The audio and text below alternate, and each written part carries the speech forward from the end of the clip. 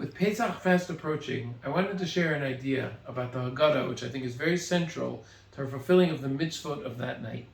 The mitzvahs of Leil Seder, when there's no Beis HaMikdash, which hopefully there will be by the time you see this, but if there isn't, there are two mitzvahs d'oraisa, two Torah commandments. One is eating matzah, and the other is Sipur Yetzias Mitzrayim, telling the story of going out of Egypt. Now we tell the story of Sipur Yetzias Mitzrayim, of going out of Mitzrayim, in the central part of the Haggadah called Magid. The central part of Magid is that we take 4 psukim, 4 verses, right in the middle of Magid, and we expound upon them, starting with the pasuk that says, Arami Oved Avi, an Aramean attempted to destroy my father, continuing to Vayareu, and the Egyptians did evil to us, right? And then 2 more psukim, Vanitzak, we cried out to Hashem, and Vayetzienu, Hashem took us out. Those 4 psukim form the backbone of all of Magid. Interestingly, those 4 psukim, those 4 verses, come from Parshas Kisavo in the book of Dvarim, the book of Deuteronomy. If you were picking 4 psukim to talk about Sipur Yetzias Mitzrayim, to talk about the Exodus from Egypt, surely you would have thought those psukim should come from the book of Exodus, the book of Shmos. Why do we base our readings and our learning in Magid on psukim that aren't even in the book of Shmos? They're not even in the book of Exodus. They're all the way at the end of the Torah in the book of Dvarim.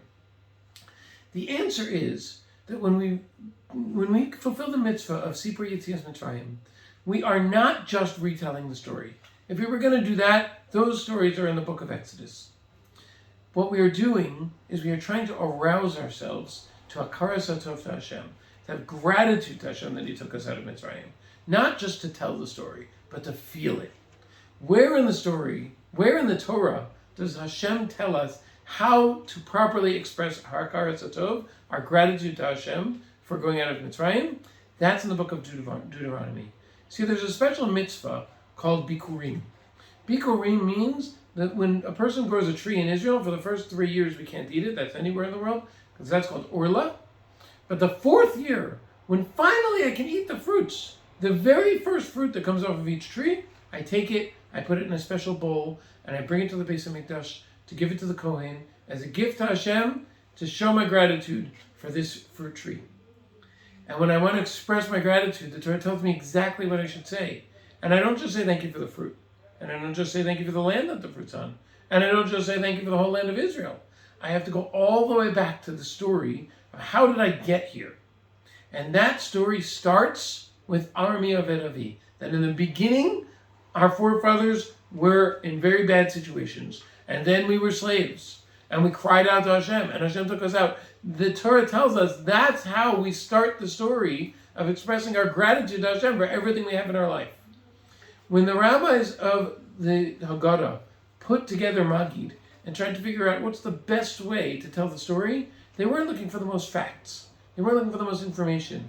They scoured the Torah to see where does the Torah teach me how to express Hakaras Hatov, how to express gratitude to Hashem for everything I have in my life, starting with Yetzias Mitzrayim, the fact that He took me out of Egypt. And they found it in the mitzvah Bikurim, in Parshas Kisavo and Dvarim. And so therefore, when we are reading the Haggadah, and we are trying to fulfill the mitzvah of Magid, the mitzvah d'oraisa, the Torah commandment of telling the story, it's very important for us to remember, we're not just retelling the story. This isn't just facts. We're trying to arouse ourselves in ourselves an emotion. And that emotion is gratitude to Hashem for everything we have in our life, starting with the fact that we were once upon a time slaves in Mitzrayim and we're not anymore.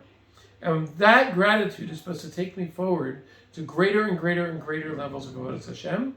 Nisan is the first month of the year. Pesach is the first holiday of the year. And I'm sprouting myself forward into this year with a feeling of Hakaras Hatov, of gratitude to Hashem that's going to lead me to want to do more in my relationship with Hashem this year, even more than I did last year.